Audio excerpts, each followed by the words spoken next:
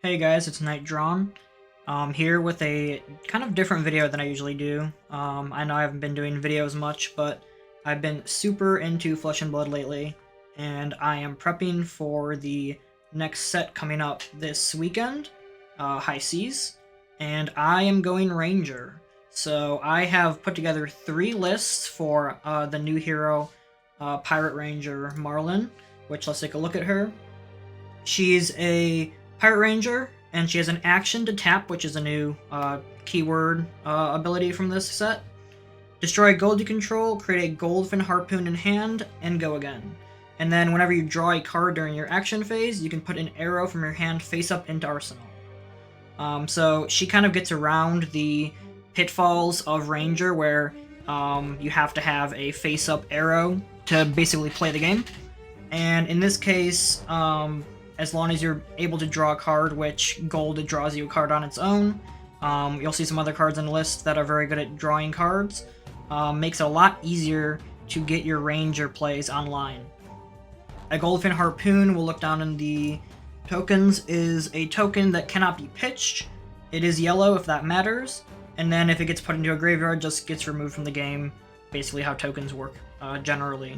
It's just for 2 attack, it's free, so if anything, if you make a Goldfin Harpoon and just have nothing else really to do, it's a free arrow that gets to go into your arsenal face up and attack for her effect for destroying the gold to get the token. Alright, so for Marlynn, she kind of has 2 to 3 paths to play right now. The main first one, which we'll go over first, is the rapid fire build. This is very similar kind of to how Azalea plays her rapid fire build, and it's all about just getting as many arrows shot at your opponent as possible per turn. We'll start with the head, which is the New Horizon. It is most likely going to be her best in slot equipment, simply because it just does everything that Marlynn wants to do for her headpiece. So for those that aren't familiar with New Horizon, it is probably the most broken headpiece for Ranger in existence currently. It essentially gives you a second arsenal zone as long as you have a face-up card in your arsenal zone. So essentially how it reads for Marlynn is that if you use her ability and put a face-up, load an arrow face-up, you get another arsenal zone, which means you can either load another one face-up if you have another way to do so, or you have another spot to put D-reacts or other instant cards if you're running any instant cards. It has a downside, which isn't really a downside, to when it gets destroyed, destroy all cards in Arsenal. That ability doesn't come up as much as long as you're playing it correctly, and Blade Break, which is pretty standard on most good equipment, which is just once you defend with it, it breaks. And in the case of where you get a bad turn, I guess, where you've set up an Arsenal where you need to protect your Arsenal for the future turns, it kind of turns off the 2 block for it, but overall the ability is far outweighs the downsides of it. Moving on next, we will go to the arms, which are Bullseye Bracers. Pretty standard equipment for her, at least for this kind of rapid fire build. It's an action, destroy it. If you have no cards in Arsenal, you can put an arrow card from hand face up in Arsenal, giving it +1 attack, and go again on the ability. It also provides the Arcane Barrier 1, which is pretty important right now in the metagame. Even though Florian got hit with the bans, and the stacking build isn't a huge threat anymore, Florian's still very present, and probably very present in the competitive season coming up. We still have, obviously, issues to deal with across the board with arcane damage from Verdance, Vinset, even Acilio, which Acilio seems to be getting some traction recently. So there's always a need for Arcane Barrier, and that's just a nice add-on effect to it. It is a downside, though, that you want to use that effect, the action effect of it, on certain turns, so you kind of have to throw away your Arcane Barrier to do so. But overall, it's the best arms for this build of her. Next up, we'll move to her chest piece. Her chest piece isn't as contested, but I think that the best one and best in slot for her going into the future is Trench of Sunken Treasure. It's a very on-theme chess piece for her, even though it's not a Pirate Ranger equipment, mainly because it came out in a previous set, Outsiders. but it has the once per turn instant to put a face down card from arsenal to bottom of deck to gain a resource. This helps us clear out if we somehow load an arrow or have to arsenal an arrow face down at end of turn to make hand space to get more. It lets us eliminate that downside of not being able to use it, essentially, and just get a resource out of doing so. It also provides us Arcane Barrier, so with this particular build, you already start with 2 Arcane Barrier just inherently, which is pretty big against most decks that are threatening arcane damage. Most of the time, most classes only have access to 1 Arcane Barrier, and then have to actually bring in from the side 1 to 2 more Arcane Barrier pieces, and lose out on their actually strong pieces to make up for it with the arcane damage prevention. So it's pretty big in that aspect. I think that arcane damage is probably a weakness of Ranger over time, but with these equipments, you're just basically answering that issue and threat. And then we'll see later that you can even get up to 3 Arcane Barrier in a way. So it's just a straight up upside to the ability we want to be using from it. And finally, we'll move on to the boots. In this build, because we'll be showing the other boots that are very big coming up, this build, however, definitely wants to run the Perch Grapplers. It's an action, pay 2 and destroy it, and then until the end of your turn, all your face-up arrow cards played from Arsenal gain Go Again, and Go Again on the ability.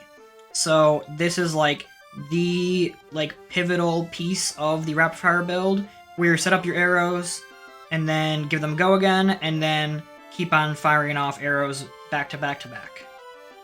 So the main piece of equipment that this build focuses around and helps us do our rapid fire and multiple arrow shots really well is Azalea's weapon from the Armory deck, Death Dealer.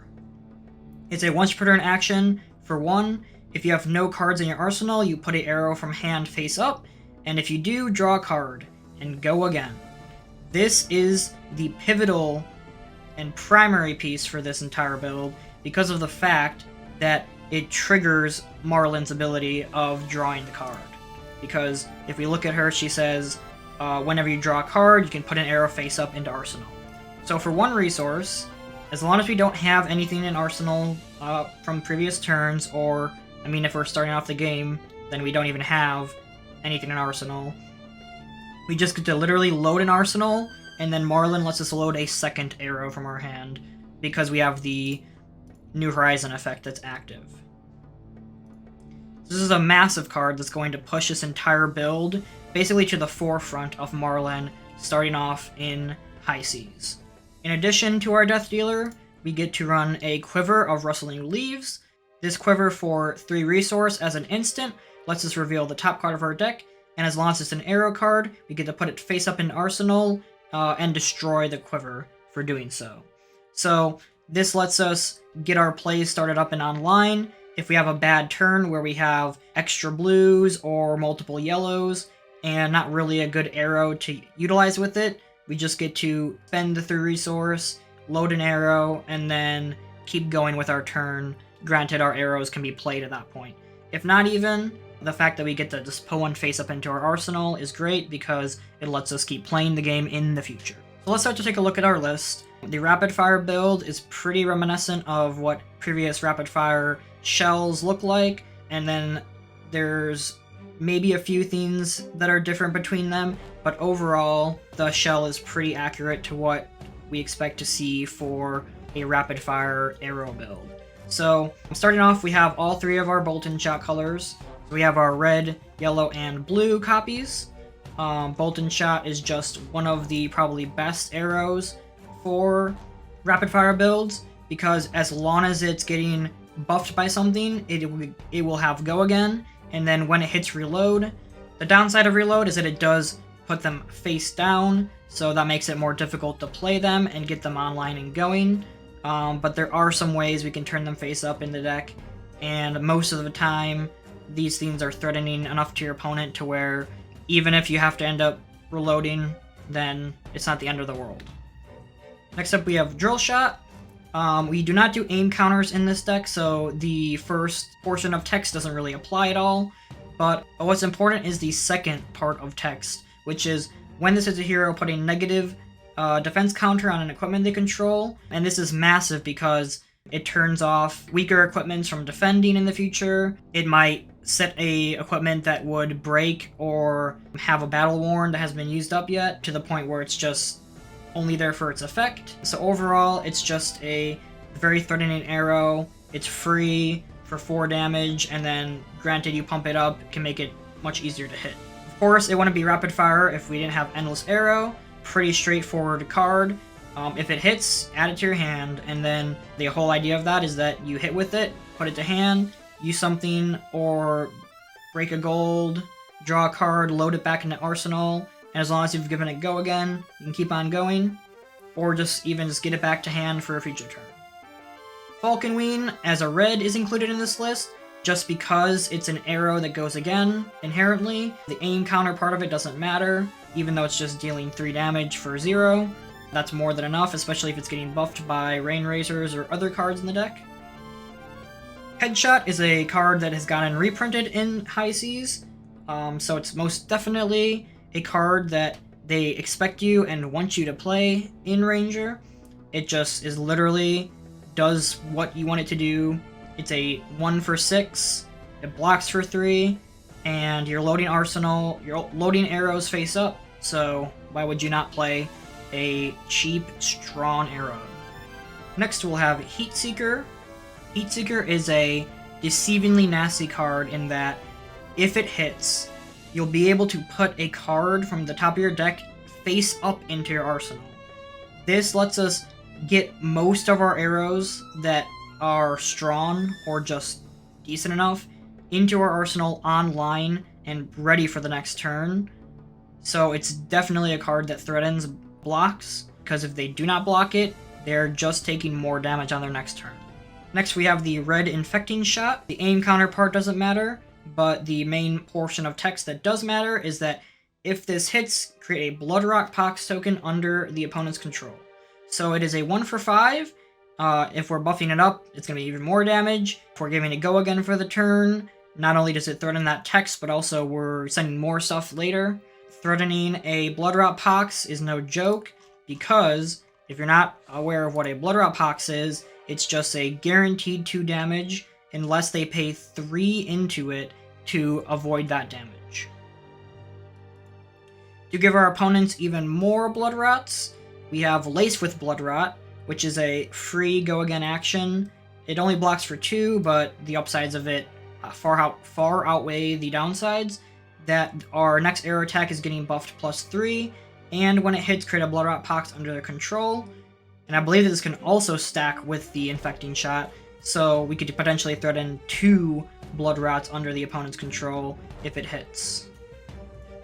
One of our biggest arrows in the deck is Remorseless. It is a scary and big arrow attack, and especially when we pump it up, especially if we Lace with Bloodrot, Rain Razors, and even Codex of Frailty. It is a scary arrow incoming, and it is the pivotal thing that we want to be sending at our opponents, which is if it gets put into Arsenal face up, it gains defense reactions cannot be played from Arsenal to the chain link. So if the opponents have set up Arsenals with their D-reacts, which is generally what most decent players will do unless they draw into multiple in hand at the end of turn, it's just a pseudo Command and Conquer type effect. Obviously not as strong as Command and Conquer, but still incredibly strong. And then the other part of the text, which is even more scary, is that if it hits a hero, whenever they play an action card, they lose a life on their next turn. Which means, essentially, the game is you play action cards to do things, unless you're an all-instance player, or all-instance hero. Guaranteed damage, as long as it hits, and if we're pumping this up, it's probably going to hit, and then they're going to be taking even more damage on their own turn. Next up we have a Searing Shot, and we're running it in both the red and blue options. The difference is just the attack values, so the blue just does 2 less damage, but the text is that when it hits, they lose a life. So if we're pumping these up enough, they're free. If we're giving them go again for a big go again arrows turn, one of these are probably hitting, especially if we're chaining 2 of them together back-to-back, so it's just some guaranteed loss of life, and it's just more damage, and it's free. In this build, we're running Seek and Destroy. Very strong card, surprisingly cheap for what it's doing. It does only block for 2, which is a downside, but it's upside that we're just pumping an arrow 3 for the next arrow, and then if it hits, they discard all cards in their hand and destroy all cards in their arsenal at the start of their end phase, meaning that they can't keep around instant cards for using on our turn, or arsenaling a card. So it's just a big threat effect onto our arrows, and we want to be pumping our arrows, and this just does arrow pump greatly for us. Sikkim Shot's another one that's got reprinted in High Seas. It's pretty straightforward. It quite literally is a 1-for-4 go again as an arrow, so it just inherently has that effect. We don't have to commit any other effects or things to it, so it just is a great starter card, a great one to load first, send it off, and then keep going. One of the big cards for Marlynn, and I guess kind of in ranges in general, it's 3 of a kind. Everyone pretty much knows and expects what 3 of a kind does. For one resource, you draw 3, you can only play cards from your arsenal, but as long as we're activating Marlynn's ability, loading our arsenal with different methods, the downside of this isn't really a downside because we play around that downside. And drawing the cards also triggers her right away to do her effect of loading an arrow. So even if we're just sending off 1 or 2 arrows in the turn we play 3 of a kind, we're still getting a big turn out of 3 of a kind because we activate Marlynn's ability straight away, and as long as we previously played one of our pump actions that go again, we can go again with this, and then have already gotten the pump set up for that big arrow turn. We would not be playing Ranger if we did not run Codex of Frailty, because Codex of Frailty is the most broken card in both Ranger and Assassin, and it is just so good that it's kind of scary.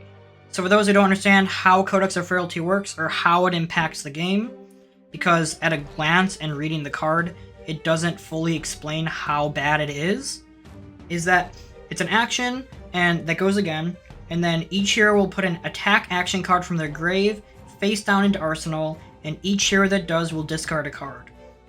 This is not an optional thing, unless the opponent can literally not do so.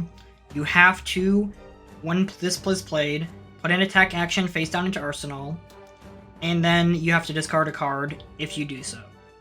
So most heroes, by the time the Codex of Frailty is played, will have attack actions in their graveyard, and as a result, you will force both of you to put an attack action from grave into your arsenal face down, which on your active turn is incredibly strong because you're forcing your opponent to lose a potential block resource. And then, on top of that, it will create a ponder token for you and a frailty under your opponent's control. A frailty token reads, attack action cards you've played from arsenal and weapon attacks get -1 attack.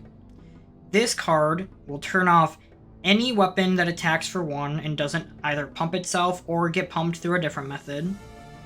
It weakens anything from arsenal that, including the attack, if the attack that the opponent puts in survives through it the next turn.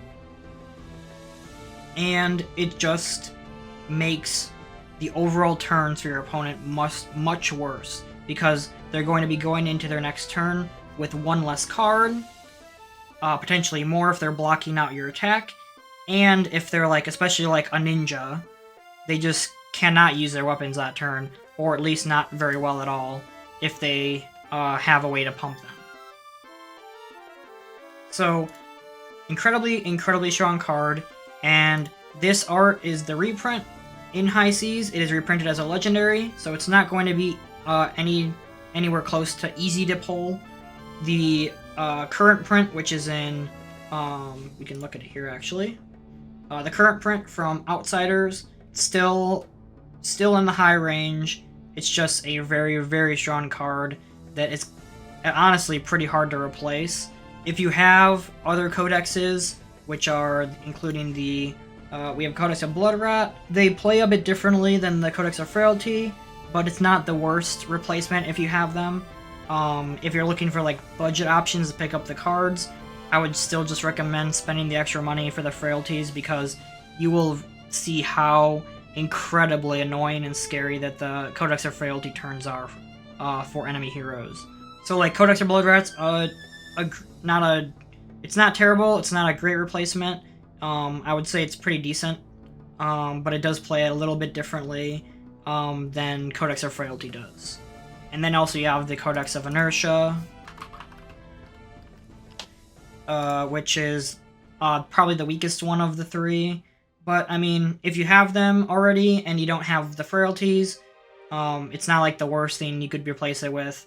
One of our big cards for the Rapid Fire build is Rain Razors. If you've come across a Ranger, you've most likely faced down a scary Rain Razors turn. It's just an instant. Arrows have +2 attack when attacking, and this can be played after your opponent blocks to pump up and make sure things hit, so it's incredibly annoying. And it's just an incredibly strong card, especially for the Rapid Fire build where we're sending off 2, 3, 4, even more arrows in a turn. And why would we call this a Rapid Fire build if we do not have our Rapid Fire in the deck? This is our big card. It's an action. It goes again. It reloads us if we don't have one. Very obvious why it is important is that until the end of turn, arrows we control gain Go Again. So that turns every arrow that doesn't start with Go Again, everything that's already scary and threatening effects, like Infecting Shot, into Go Again. So we can keep on firing back to back to back. So you can go like Heat Seeker, Infecting Shot, and end with something big like a Remorseless. And even Remorseless can go again too if we have more cards. If we're setting up our crazy-ass turns where we're 3 of a kind and can load enough cards in Arsenal, if we haven't used up like Quiver, since we're drawing cards, we can pitch, reveal top card, load it too. It just gives us so much freedom with what our downside is of all of our arrows essentially don't have Go Again, and this just turns that on to make it the Rapid Fire build. Our last card in our list for our main deck is Tri-Shot. It's a good piece for multiple reasons. We'll kind of break it down to not lose track of what is happening with it and in what aspects. But the main thing is its text, and as an action, if we play it, it goes again, and it lets us activate our bow 2 more times this turn, which means that if we were to play it out in our turn, we get to, as long as we have enough resource, which is, we'll probably want to have like a Searing Shot or Bolton Shot, or like 2 yellow cards as well. We will be able to, as long as we don't have cards in our arsenal, we get to Death Dealer 3 times in 1 turn. And that is no understatement. That is incredibly powerful. This is like kind of where everything comes together and came together with Azalea to make her incredibly scary, but it is still an incredibly great turn-on tool for our deck, especially in our off turns where we don't have everything perfect and set up to be like the best flow of our arrows. Beyond that, the other portion of it is that it's a blue, and it also does block for 3, so on our defensive turns, we can use it to defend better, especially if we're not going to have a good turn where we have enough resources to dump into Death Dealer 3 times, and even just on our off turns where we just don't have like a good selection of cards and we just are sending off like 1 or 2 arrows, pitching it for 3 is not bad at all, and it puts it to the bottom for a later crazy Death Dealer turn. Moving on, we'll look at our inventory cards we have set up here. Obviously, these are incredibly flexible. If there's other things you want to try, if you want to add more stuff for certain matchups or your local meta, this is where things go, obviously. But in my initial inventory for the list, I'm running, or at least some things that are pretty pivotal. I would say those things being, first of all, Snapdragons. They're incredibly cheap. You can get them, they're probably in your bulk bin at your card shop if you have a card shop that runs Flesh and Blood well. They're incredibly strong, pretty straightforward. Just an attack reaction, destroy it, and then a attack action card with 1 or less gets Go Again. So that turns our downside of arrows that can't go again to go again, so we can keep on firing. You would probably side these in with the perch grapplers in scenarios where you're cutting out higher cost, higher pitch cards. There could be a scenario where like you want to drop down copies of Tri-Shot or drop down copies of the blue arrows, just because they do less damage to get more like survivability in your deck against certain heroes. If you're losing like your higher end pitch cards, you're cutting out some of these to make room for extra D-reacts, then there's a good argument to why you'd want to pull in scalers instead and pull the perch grapplers out, because there might just be a scenario where you'd rather just fire off 2 arrows in a turn rather than try to set up a turn with perch grappler. Secondary to that is our third version, pseudo version of Arcane Barrier, which is Enchanted Quiver. It's a good, I wouldn't say like amazing, but it's a good tool to have, especially in our side for the Arcane Barrier matchups where you want to have 3, because when they get to a card that's going to hit us and do something very bad to us, you get to choose when. It's not like Spell Void where it just happens without your choice. You can instant destroy this to prevent the next 1 arcane damage, and then it also pumps it to 2 defense against arcane damage if there's a face-up arrow. So this turns off, with the other 2 inherent arcane barriers in our list, turn off any of like the surge effects essentially, and probably even more so if we have a face-up arrow loaded from cards that we talked about that will load them at end of turn, or do other setup methods to get to that point. It's a pretty obvious and taken sideboard piece for Ranger over all the different Rangers. It just does what we wanted to do in our matchups for Arcane Barrier. So we'll look at all of our D-reacts next. Technically they're not all D-reacts, they're actually, half of them are actually blocks, but the main one I want to focus on that I do think there's going to become a pivotal piece of Ranger decks is Return Fire. Especially in Marlynn, which cares about this effect very much so. So how it works is that, well, first of all, it's a block and it's 4, so that's pretty much the best version of a block that most heroes generally get. If it blocks for 4, that's good. And this says when it defends, you can banish an arrow card from your hand, and if you do at the start of your next turn, you'll put it face up in Arsenal and give it +3 attack until the end of turn.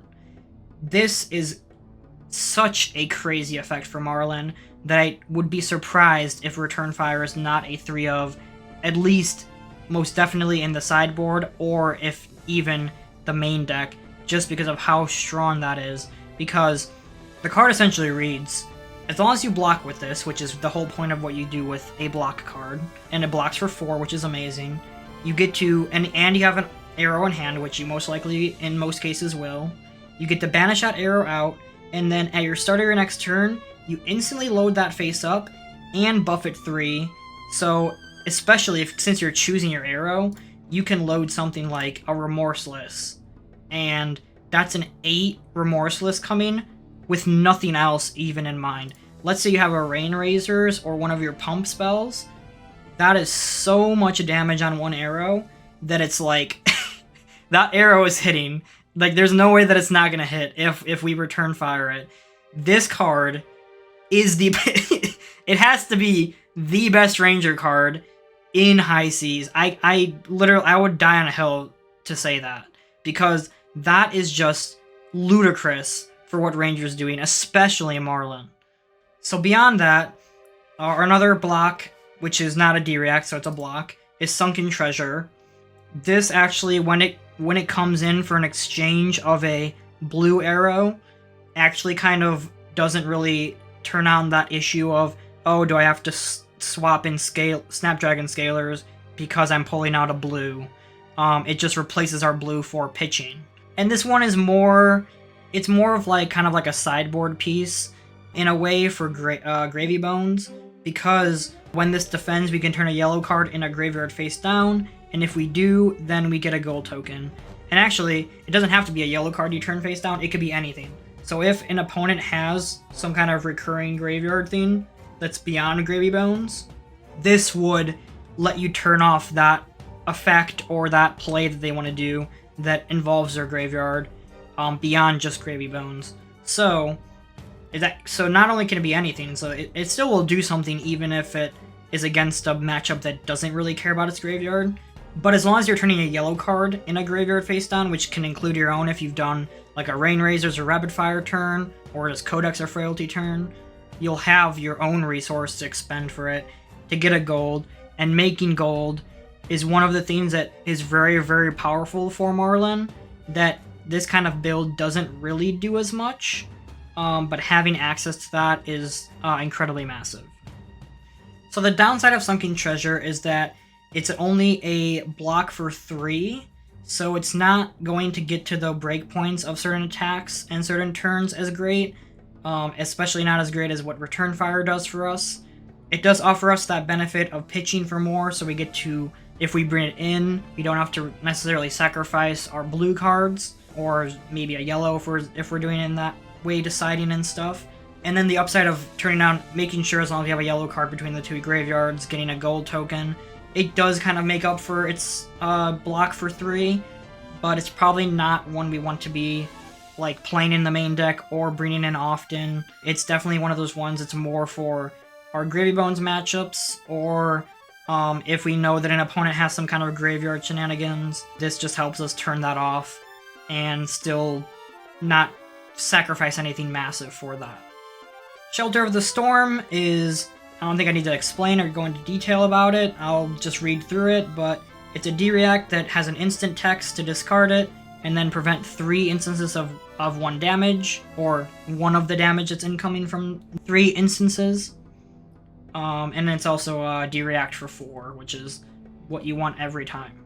This card is always usually in the sides or main decks for anything that does flick knives or arcane damage in pings rather than like bursts. So yeah, it's an expensive card.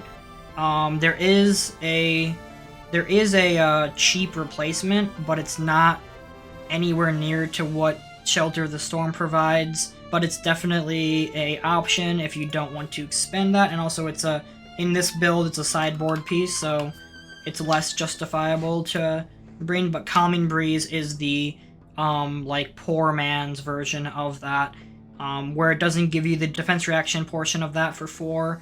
It just does basically the text of it. Most cases you're using Shelter is for the damage prevention effect, so it's not the worst thing, and this is rare from Hunted, so they're not, like, getting your hands on them is not going to be hard, unless, like, your store literally does not have any Hunted left.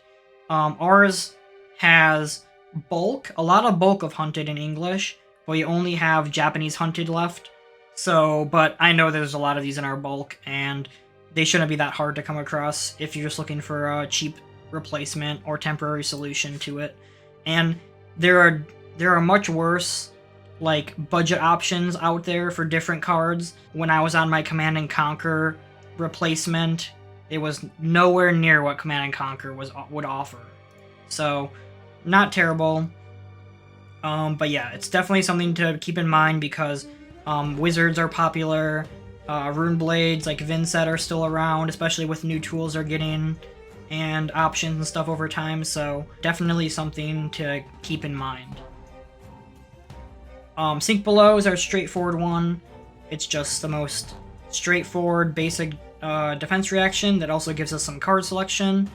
Can be impactful for this hero, because if we don't have arrows for some reason, or we don't find pieces or pump tools, or we just have like a really arrow-heavy hand and want to look for more pump stuff, this can help us cycle for that, and it helps us block for 4, so it's just makes sense. It just fits. My spicy inclusion that I'm trying out because I pulled one, and because I think that it could be cool, and it's definitely on theme and fits like the whole kind of narrative and thematic theme that pirates would do on the sea, is Plague Hive. Plague Hive, I think, sits somewhere around the $35 to $45 range right now. It's not an ultra playable piece. By no means is it necessary.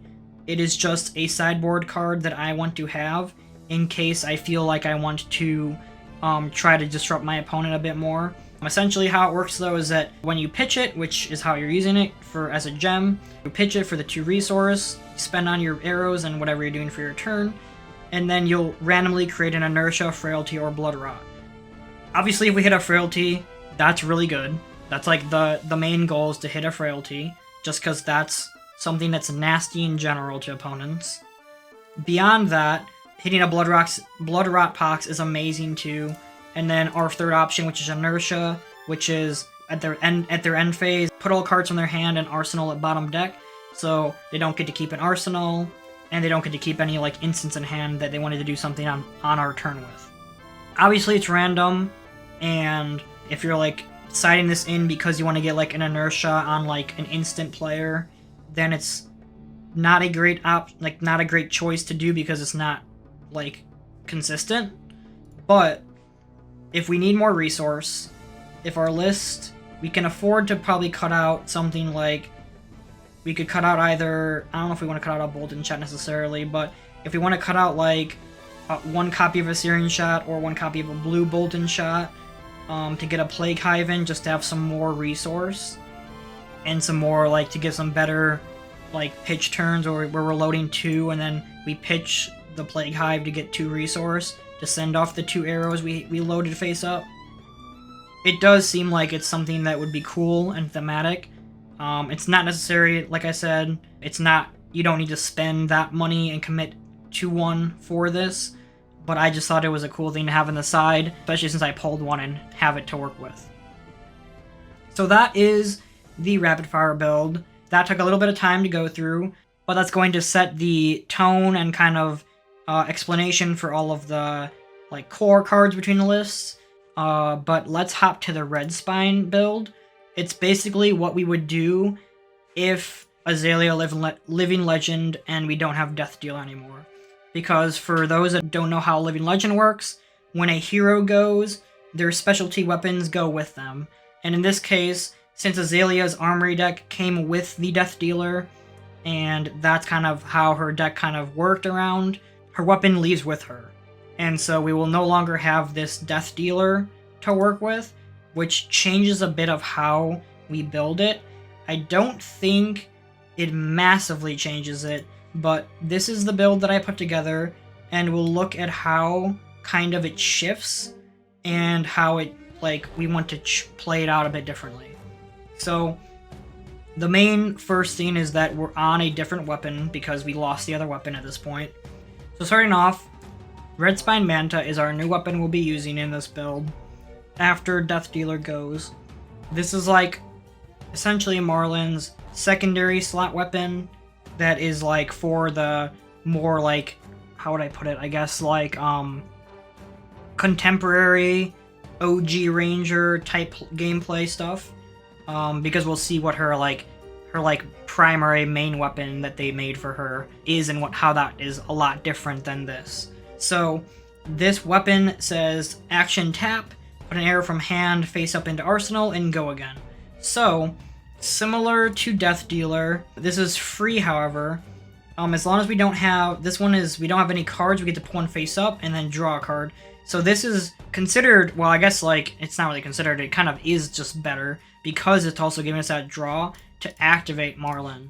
In this version, it's not letting us draw a card, but it is just letting us load a face-up arrow for free. It does tap, so we have to tap to do that, so we can't keep doing that unless we're untapping the bow, which there are things that actually do untap the bows, so we'll get into that. And then the secondary main change is that we have Snapdragons here instead of the Perch Grapplers. At this point, because Perch Grapplers is mainly focused around the rapid fire, sending out tons of arrows, that's why it's more necessary in that build.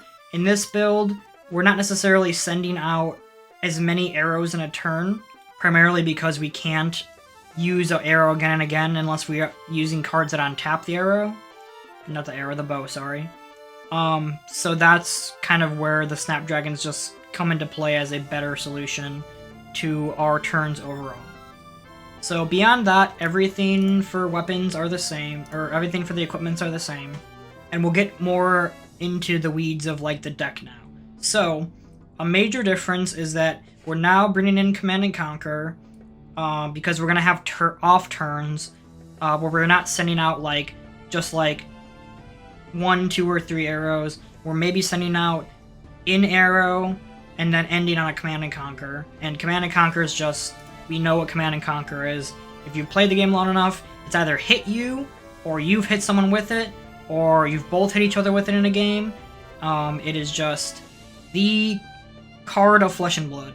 If I had to like, I mean, I'm pretty sure most players, if they had to name a card in Flesh and Blood that encapsulates what the idea of the game is, or what happens in a game, this would be the card, which is, I'll just run it through it really quickly, for those who still aren't sure or don't understand how it works, but D-Reacts can't be played to the chain link of this, so when this is attacking, they cannot use any defense reaction cards, and then if it hits, all the cards in their arsenal get destroyed. So this not only would hit, well, if someone has put a D-React into their arsenal, it not only prevents that and blows it up, but it also prevents, well, instants can be played if they're good enough to be played on that attack that's incoming.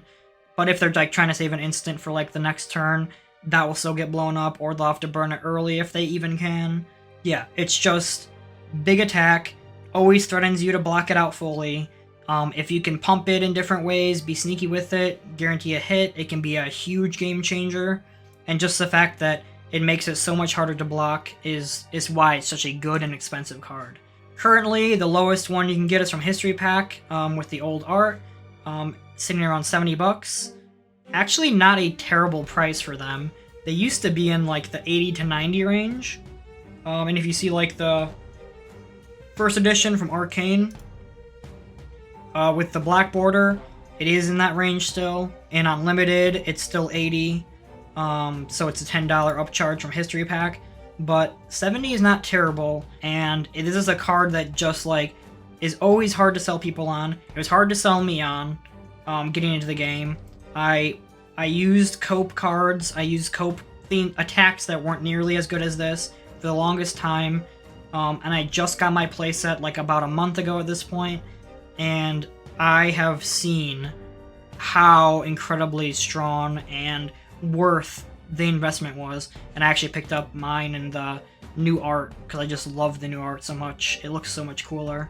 But both options, even having them another language, most people know how they work at this point. If you play the game long enough, you'll just understand how it works. You can get your copies in other languages cheaper. There's people always selling them online in other languages. So I know my friend has German copies. So yeah, very, very good card. We are bringing it into this build because of our fact that we're not going to have crazy turns with multiple arrows like the Rapid Fire build provides. So beyond this, we're bringing back in a Remorseless, just a very strong arrow. 3 of a kind still present. I think 3 of a kind is just like in every Marlynn build because it turns on her ability. You'll get to load an arrow, guaranteed, because if you're drawing 3 cards and they're not arrows, then either your deck's built not correctly, or you're just like extremely unlucky to the point where like that's just like probably going to be a loss regardless of that happening or not. But yeah, you 3 of a kind, you should draw an arrow. If you don't draw an arrow, then there's a problem. But if you'll draw an arrow, activate her ability, load it, and even if you're just sending off that 1 arrow for the turn at that point, that's kind of the idea. Or Red Spine Manta, so you can use it to load one of those extra arrows you got from 3 of a kind, and then send off 2 arrows in a turn still. So there's always that option. We're bringing back in Bolt and Shot in yellow and blue. We're not bringing it in red. The reason for this is that we'll see when we get into the cards lower. I have this list kind of set up weird because I have it split for the new cards. Codex, obviously. We talked about that already. Rain Razors. We'll still want to have Rain Razors, I feel like, just because even if we aren't doing like 2 or 3 arrow attacks in a turn and getting like the good enough value out of its effect, it still can just pitch for 2, which can set up our big attacks. It can pump. It can pay into a Command and Conquer and so on, and it can even pay into one of our other cards in the list, which is Overflex. So Overflex, it costs 1, it blocks for 2, which is a downside, but what it is doing for us is it's letting our next arrow attack gain +2. It goes again, so it's a pump card, and it reloads us if we don't have anything in Arsenal, which, yeah, yes, reload is not a great keyword. It's not. I kind of wish they worked it around it kind of better, but it's an option. Yeah, it's a May, so you never have to reload, so you can always just forego the reload if it's going to make your turn worse. So it's not the worst. The main idea is that it's a pump card, it's also a mana sink, and we'll see in a second why mana sinks in this deck are going to be important. So beyond that, blue Bolton shots here again. This time we also have increased attention, which is a pretty interesting card. We run it in blue because of the pitch value. It costs us 1, it only buffs our arrow 1 attack, which is not great, but the other effect is what's important, is that defense reactions cannot be played from hand this chain link. Command and Conquer says defense reactions in general, which is why it's so powerful. And then our other card, which is Remorseless, says from Arsenal. If we increase attention into our Remorseless, we have now created, essentially, for 2 mana, because it's still 1 and 1, and we've set up the Remorseless face up in Arsenal, we have created another Command and Conquer in our deck, which is no understatement, because Command and Conquer is a strong and scary card, and since this is only costing us 2, we still have 2 more cards in hand, which lets us, if we've pitched like another blue or a yellow to pay into these, we still have 1 more card. And if we've given us Go Again with Snapdragon Scalers, because we haven't used Snapdragon up, we get the Remorseless Go Again with Command & Conqueror's effect fully, if we've increased attention in advance. And we get to shoot another arrow off if we have another one set up somehow. So that is the main reason how and why we kind of have that in there, and the fact that it's a mana sink. We skipped over Take Cover. Take Cover is just a defense reaction for 4, and then it also lets us reload if we need to, but overall it's just one of the better Ranger defense reactions in the game. And this build, I think, wants to play a bit more defensively, because we're sending out really big turns. If they do respond well enough to our big turns and block out most of it, we're getting like some chip in, maybe we get some good hit effects from certain turns, but we're not like firing off so much damage that they can't manage it. It's more of that, oh, they manage our big arrow shots, and then we're in a bad position because they're gonna slap us back on their offense. So I think that having more defense is better in this kind of build. We'll have to see kind of how the Red Spine builds play out. Finally, one of our other cards that isn't new is Sift. Sift, we're playing as the blue version, which lets us put 2 cards from hand on bottom of deck, then draw, or up to 2, so you don't have to put 2, and then draw that many cards, and we go again. So at minimum, if you're playing this out as an action, you will put at least 1 to draw 1, and then activate Marlynn's ability to load an arrow. And it also gives you even more card selection if you don't have a great hand or you want to try to find a pump spell to make a arrow better chance to hit. So at most, it lets us put 2 back, get some card selection, activate our ability, and does what we want to do for Marlynn. It also does block for 3, and it pitches for blue, which is going to come up for the card we'll first talk about in the new cards, which is Conqueror of the High Seas. This is what people are calling Command and Conquer for pirates on crack. So, what Conqueror of the High Seas does is it costs 4.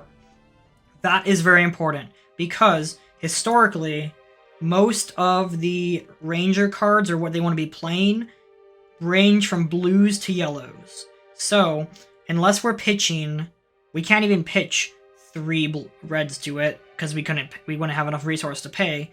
At minimum, we have to be putting in either a full hand of 2 reds and a yellow, or, since we're running more blues now, including pump spells like these, we have more blues to put into this. And this says, when this hits, you destroy all cards in their arsenal. So it quite literally does what Command & Conquer does, but it also creates us a gold token for each card destroyed this way. So it not only will do what Command and Conquer does, but it does it better because we're getting a gold, which is big for Marlynn and the pirates because they want to have gold for their other effects. On top of that, we have the High Tide keyword, which is if there are 2 or more blue cards in pitch, this gets +1 and go again.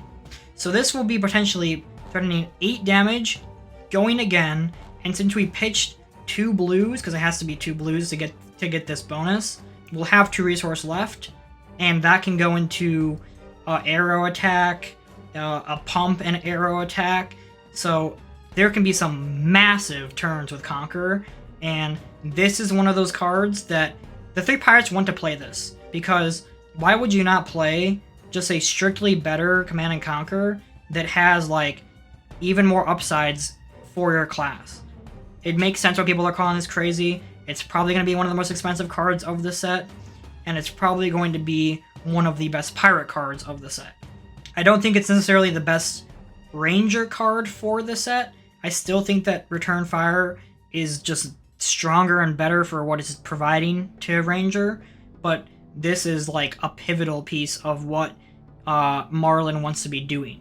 So this was not in the other build for Rapid Fire because you can't really play a ton of blues and afford these big heavy cards in your deck because of the fact that you want to be firing off as many small things and chipping with damage rather than sending big ass attacks. So that is Conqueror.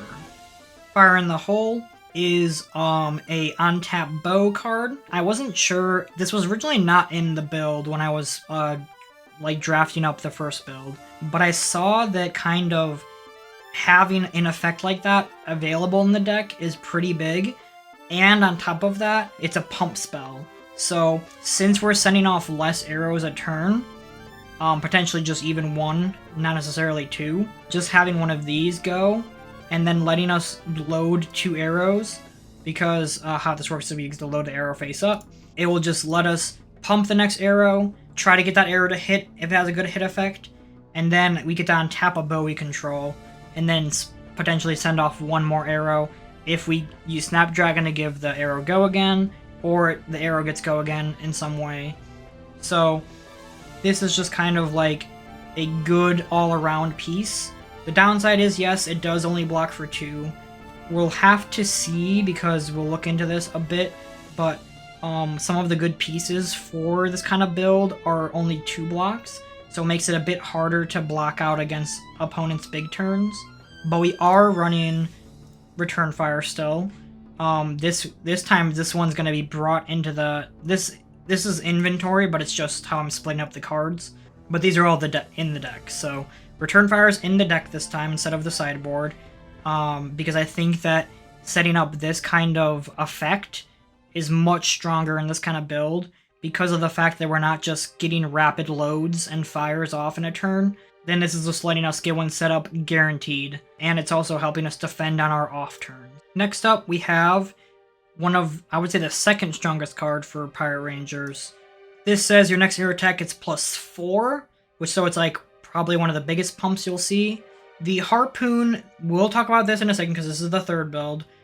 This does not matter in this build, unfortunately, so we don't get to take advantage of this part of it, but we do get this part, which is the main important part of it, which is we get to, basically we get card selection. So we draw a discard, which also turns on Marlynn's ability to load an arrow face up, and we get to throw out something that we don't necessarily need. It goes again, blocks for 3, pumps 4, and turns on our ability. This is basically everything that you could ask for. It costs 2, so the 4 does kind of justify why it's 4. If it was like 1 cost or even free, like if it was free, probably it would be like a +2. If it was 1, probably 3. But this kind of lines up and makes sense to why it's costing us 2 for 4. But that doesn't really matter, because if we like pitch a blue to this, play this, load an arrow that costs 1, such as like Remorseless, that last mana can be used on that. This will be face up and not coming in for 9. Next up, we have Calling the Big Guns, playing the blue version. I believe there's other colors of it. Maybe not. I could be wrong. But we're playing the blue version, mainly because of that pitch part of it. But this card just does what we want it to do, because it's giving us a slight pump. It's free. It goes again. It's giving us a slight pump, which is nice. And then we get to load a face-up arrow into Arsenal. So if we're not pitching this for like a Conqueror turn, we're getting the effect we want to have, and we're getting an ability to play the game with our arrows we have in hand. It's not the most flashy card, but it's doing what our deck wants to do. We also have Golden Tipple. This one is a bit more of a play around. It might be a card that potentially comes out for either a different blue, or if we need more arrows, that could be a scenario, because we have 9 arrows in our list. So that is pretty low on arrows. So we may need to adjust the list a bit to have more arrows. So like this is a build that I'm not like as sold on as like, oh, I want to play this off the rip. I want to play the rapid fire, and this build is pretty solid and solidified. This build is I'm more unsure of. It could be a case of just cutting out Rain Razors potentially for another arrow. It does drop some mana, although we're playing enough blues to not probably outweigh that issue. But there probably is a argument that there's not enough arrows in here. And the main theme that probably will be taken out was probably this. This is an attack though, so that is something to keep in mind. So like, it chips for 1 potentially if they don't block it out with like a Battle Worn, or just like a 2 block. So it still can chip in some damage, and then when it attacks you can discard a yellow card, and if you do, you draw 1 and make a gold token. So that turns on her ability. We have enough yellows between 1, 2, 3, 4, 5, 6, 7, 8, 9, 10, 11, 12. We have enough of the 60 cards. That's like a 6, a little bit above a 6, to do so. And we don't have to do that otherwise. It definitely will be a card that you need to set up a bit, have like a better hand, or have like a, I don't know how you would really set it up, but kind of just like, it's gonna be weird. This is a card that has seen some good success in draft and limited, but it depends on if we can just build more consistency without it. It's kind of hard to balance out. When I was like looking into it, the yellows, blues, and our like red arrows, because if we're running arrows that aren't red, like we're running like yellow, like we are running yellow arrows, like we're running like the Bolton Shot, because most of the cards in our deck are pumping, so these get go again at least, so we can fire off like 2 a turn. But yeah, there is an argument that there's not enough arrows in here. I just haven't explored this version of Marlynn enough to really have a good grasp on what we'll want to play. But I think this is a good starting point, and I think that you might want to still have it be more of like a big pump 1 arrow turn, and or maybe like 1 or 2 if you get like a Bolton Shot pumped and then shoot 1 more off, or like a Bolton Shot to Remorseless, or Bolton Shot to a Command and Conquer, or Conquer of High Seas. I think that's still better than trying to have like Go Again arrow jam-packed in here, but there could be an argument where that's just better still, or more consistent still. We'll have to see. Murderous Rabble is another attack we have, and this kind of like, I guess this kind of like is where like the exchange is coming. Like, we're taking more attacks for less arrows. So if like these are coming out, it's probably that more arrows are coming in, and they probably have to either be blue, or if they're not blue, they have to be like red arrows that have like strong hit effects, because if we're only pumping like 1 or 2 a turn, we want to be making sure that they have like an impact on the game. So Murderous Rabble is a pretty good rare. It's an attack for 0 that when it attacks you reveal the top card and then give it plus the attack equal to the pitch value. So if you flip a blue, it gets 3 attack. It's a 3 attack Go Again, and it's a block 3, and it pitches for 3. So in most cases, the deck's set up in the way where you'll most likely hit a blue. There's 1, 2, okay, look at it here, I guess. 12 from here, and then 13, 14, 15, 16, 17, 18, 19, 20, 21, 21, so a third of our deck about is red. So there's like a 1 in 3 chance that we get kind of screwed on it, but it's also just kind of there for the pitch for our big conquer turns. But like I said, if these were to come out because they're not strong or consistent enough, then probably blue arrows of some sort get brought in, which could be like Searing Shots. Portside Exchange is a big card that fits really well into Marlynn. It's in this build, and I believe it's in the Harpoon build as well. We'll go over in a second. It's discard a card, draw a card, so it lets us card selection and activate Marlynn's ability. And then if you discard a yellow card, you also will get a gold. You don't need to do a yellow card, but if you need a gold for any reason, then you'll probably want to get rid of a yellow. And it's just a go again, block for 3, pitch for 3, does what we want, and it's pretty straightforward. It's a very good turn-on card for us, getting us our arrows online, so it just fits perfectly in here. For our 2 new equipments that come in high seas, I believe that between the 2, at least for this build, the more important one is going to be the gold baited hook. So right now we have Bullseye Bracers, which gives us the Arcane Barrier, let us load an arrow face up, so we can get active on a bad turn. And this would still want to be in the side for Arcane Barrier matchups where that's important. But otherwise, I think that having the gold baited hook on average is better. How this works is that you'll tap it for an action, it's a go again action, and your next pirate attack will get, when this hits, steal a gold to control, or if they don't have one, create one. And then at the beginning of your end phase, if you have not created or stolen a gold, it gets destroyed. It's a battle worn, so it's an easy early on block that blocks out certain breakpoints at some point. And then if you're using that attack correctly, making sure that your arrows that you're pumping up hit, you are creating gold on each of those hits, so you should be keeping up the effect of it and not having it blow up.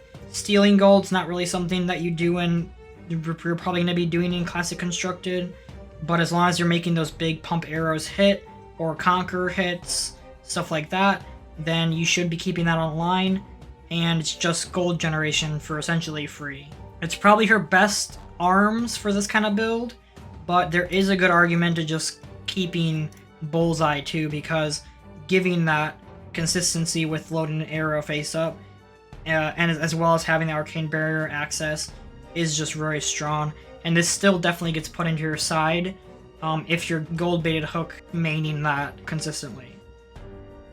The other big equipment we're getting in high seas, and this is ones for the Ranger, is Sealay Saron. So this is a card that, if we're taking out more of the blue attacks for more blue arrows, this becomes such a pivotal and important tool for the build. But in most cases, and especially with this current build, it's not very necessary at all. So this is just a piece that is an avenue to look into for more blue arrows. But we'll look into where this card is incredibly strong for Marlynn. Finally, for the sideboard pieces we're bringing in, or starting off with, most of these are the same as from the previous build, although this time we're choosing to side Findlespring Tunic and Skullbone Cross Wraps. I think that these have merit in certain matchups. I don't think that the Trench is like always necessary in every build, but I think that on average it's better overall. But just having another resource option is always good, and if you have the space to, if you have one, or if you have the space, I think it's justified to keep in the side. Same thing with Skullbone Cross Wraps. It just lets us eliminate the downside of our arrows by putting them face up. If we reload with our reload cards, this lets us turn them on, get to opt to set up plays, which is important because some cards are related to having an arrow on top of deck. And it also gives us another Arcane Barrier, which is a big thing, especially since this build, we are losing out on, well, if we're not playing Bullseye Bracers, we're playing the gold baited hook instead, we're losing that Arcane Barrier. And if we're not playing the trench, then we're not getting Arcane Barrier. So it really comes down to that, and also how important New Horizon is in this kind of build, because there's an argument to where you don't really need New Horizon, and you can just be sending off the 1 or 2 big arrows a turn, or 1 or 2 big attacks a turn. And in that case, Skullbone is probably more consistent, and also gives us the Arcane Barrier on top of it. And finally, one of our cool sideboard pieces we're getting in the set is Barbed Barrage. This is definitely a card that is written all over for the Gravy Bones matchup, because we'll have the blues to pay into that effect, and if we're doing so, we get to punch him in the face and punch one of his allies to death. So this is definitely a card that you'll want to try to get a set of over time to have for Gravy Bone, especially since Gravy Bone's Armory deck is going to give a lot of players access to the hero more easily than other heroes would be. So it's definitely a good sideboard piece to have and keep in mind for those Gravy Bone matchups. And apparently Dromai is coming back in the next set, so there's going to be dragons to deal with too in the future. So this is definitely a good teaser card for what to expect with allies in the future of Flesh and Blood. Finally, we have the coolest build for Marlynn, the main build for Marlynn that at least Elsos wants you to go for, and her main weapon, which is the Harpoon build, and this one is going to be cool. So, looking at our weapon first, it is a action for 4 that goes again. You'll tap the cannon, the Harpoon cannon, and your next arrow attack gets +4 attack, and if it has Harpoon in its name, it gets Overpower, which means it cannot be defended by more than 1 action card. So it's not as crazy as Dominate, which is only 1 card from hand. It makes it a lot harder for certain heroes to defend against when it's overpowering them, especially characters that throw out a lot of attacks and have not many defenses, or they just don't play enough defense reactions to deal with overpower. So it's definitely a huge keyword still. And we'll start getting into the current cards that exist.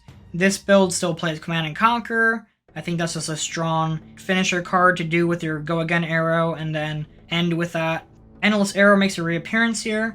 I think that it's strong enough to justify getting played here, because even if we're ending the chain by playing it and then it hits and goes back to our hand, we can arsenal it for Trench in the future. So we can trench it and face down, and then we send it to the bottom, gain a resource, and then can load it on the next turn with a new arrow. This build is playing both a blue and red overflex package. So the red one actually pumps 4 instead of 2 from the blue. It still costs us 1, but it's a better pump, and it still is only blocking for 2, which is a downside. But this is a better pump, and it's letting us reload if we need to reload. Remorseless still makes an appearance. Such a good arrow card. Shelters get in the main. I run 2 just because I own 2. I was going to pick up a 3rd one, but I think the trade fell through or whatever with someone. It can be 2 or 3, however you want to divvy it up. I don't think it's like you need to have 3 if you're playing it. I think 2 is fine. Obviously, if you just have 1 copy, it's not really justifiable. And I want to get my 3rd at some point, but for running the shelters, my Plague Hive is probably what I'm running as my replacement copy for, even though it's not a replacement, but it's just my cool card I want to try. Take covers appear here as well. 3 of a Kind still, Codex, and Sift again. I think Sift is just very good for what she's wanting to do. And then it's that Blue Pitch Avenue for Conquer. And here we get into the meat of the deck. So, the Harpoons are the main focus and the idea of this build. So, we'll take a look at King Kraken Harpoon first. This is one of the 2 Majestics for Go Fish. When this is a hero, they choose and reveal a card from their hand. If it's a non-attack action, they will discard it and you create a gold token. But this is all of the Go Fish cards, so it's gonna be consistent. It's basically the only thing different between them is what the Go Fish is targeting. This one is a non-attack action. So, if you've activated a cannon this turn, instead you will look at their hand and choose the card. So, when you're loading in and setting up this big ass harpoon, it will be hitting for 10 with overpower. So it's probably hitting, because unless they have like 2D reacts and attack action, which blocks fully, or they have equipment that they commit to it, which is good if they commit their equipment, then they are getting hit with this harpoon, and you get to discard what you want from their hand. So as long as you meet the requirements of their hand. So like if they didn't have a non-attack action, it wouldn't do anything. But in most cases, and if you're loading in the arrow, you'll have a good idea of who you're playing against and what they have, or could have, I guess. So this one targets non-attack actions, but our King Shark targets attack action. So this is the big one that when it hits them will have a massive impact on the game. On top of that, we have Return Fire again, we have Big Aim Trophy Shot again. This one will turn on our harpoons, so this will also give another on-hit effect to our harpoons where we get a gold when it hits. And it pumps it up even further. So with our craziest turn, we can be sending a harpoon for like 14, which is insane. But those are like the big crazy turns. But otherwise, we're still going to get a big pumped harpoon that's going after them and probably hitting and doing something. So next up we have Bluefin Harpoon. This is just a blue card. So there is an argument that you could side these out for other stuff because of the fact that you expect not to see any like blues from like a Syndra matchup and stuff. So, but this one's blue. So you get to discard a blue out of their hand, make a gold, which is massive. Now this does only hit for 4, so when you're pumping it, it's going to be 8, which 8 is easier to block, and then if you're pumping even more, maybe then it hits, but these are, just keep in mind that they're easier to block out because of the fact that they're so much easier to target things in their hand if that's the case. There's also a case where if you don't activate the cannon to fire these off, and you just fire them off, that if they do connect, the opponent might just have the thing that they care about. You do want to be activating the cannon, obviously, for these things. The red fin is a red card, and it hits for 4. And then yellow fin is yellow as well. So you have the 3 colors, so you have your spread of like any matchup. They're blues, and it's what you want to be sending because they're the harpoons. Sunken Treasure's in here too. Bullseye's in the side as well. And then here's the big time we talk about Sealay Saron. So the downside of harpoons is that, at least what it seems right now, is that there's going to be times where it's either you don't have the resources or the hand setup to do a good turn. Like, you don't really want to be sending out one of these. So you send it out with the cannon for 8. That's still not the best, because if they do have, like, because most attack actions block for 3. So as long as they have any equipment that's a battle worn and a defense reaction that's 4, they can block it out fully. Or if they commit like, if like they're a pirate and they commit a Sunken Treasure and an attack action, and then, I mean, if they have a D-react, then they get it blocked out fully. But there's cases where, like, or they do a blade break equipment. That's still good because you're getting that equipment from them, but it can be blocked out. And that's not the best, because you still want it to, the idea is that you want it to hit guaranteed. So that's why we play like Overflex to guarantee, like almost guarantee the hits, or just sending like damage early and finding a way to give it go again, like with Snapdragons, to make sure that when we send that big harpoon or pumped harpoon, that it does connect. So with all that in mind, Sealay Saron. For an instant tap, we turn a blue arrow in our arsenal face up and give it go again. In our off turns where we don't have a good hand or resources to do a big ass turn, we can either overflex, reload an arrow, which goes face down, and then we can Sealay Saron, and that lets us flip the harpoon we reloaded, and now it gets go again, and it's face up for playing. We'll also cover what our current sideboard is for the list. We'll definitely still probably want to have the Barbed Barrages just for those Gravy Bones matchups and any other allies that come around in the future. Rain Razors is a good sideboard choice, and I think that it may be justifiable enough to make it into the main list, just because of the fact that it lets us push past those breakpoints easier. I think Increased Attention also is incredibly justifiable. There's a chance that this probably makes it into the main. I need to test it a little bit more, but eliminating defense reactions, especially from hand, because that's like a generally most of the time where they come from, aside from the arsenal, because like your opponent will draw up, and then if they draw into their D-reacts, then they have them ready, and then like they don't have to worry about like, oh, it's not in my arsenal, it's just in my hand for using. So this could be a huge shift in how the harpoons will hit. And it's pretty thematic too, seeing that it's literally a harpoon in the heart. We'll just have to see how the breakpoints line up and what's important. Seafloor Salvage is a good Gravy Bones tech card. It lets us get gold generated. It blocks for 3, it pitches for blue, so it helps us with Conquer of the High Seas, and it gets us that hate for the allies against Gravy Bones. And then since we're playing enough yellows between the codexes, the big game shots, and then if we bring in Rain Razors, I think the idea is that like it's kind of like an all or nothing side. So like if you're siding against Gravy, these come in, the salvages come in, and like Rain Razors would probably come in too. So there's that. And then Tip the Barkeep is one that I want to experiment with. I think that it's very interesting how it's going to play out. It's a very strong effect. So Gold Kiss Rum, it's a tap your hero, destroy this, and then your next action will get go again. And then your hero cannot untap unless they're a pirate. I don't think that part really matters here. It's mainly because of that go again text. So it's letting us set up a better turn. It's letting us get like endless arrows easily online. It's letting us get a double arrow or an arrow harpoon combo off much easier, which makes it a lot more threatening of a turn.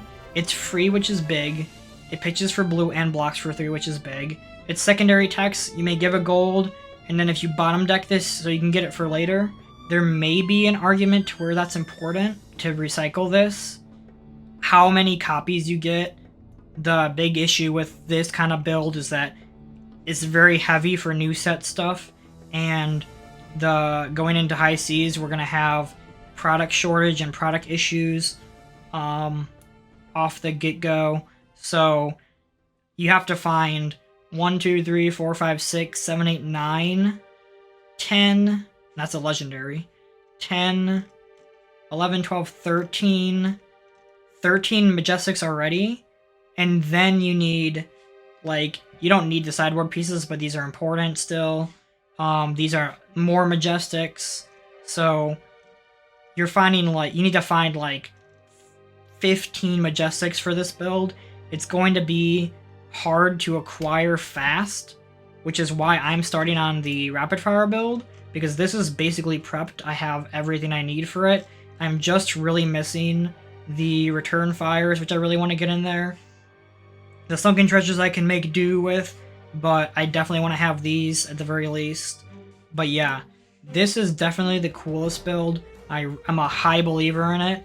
I think that it's going to do well, and I think that it's going to be definitely threatening enough to scare people into either bringing answers for it or trying to learn the matchup really well. But I think that this is a very strong set of tools that they gave for Marlynn for her like signature build.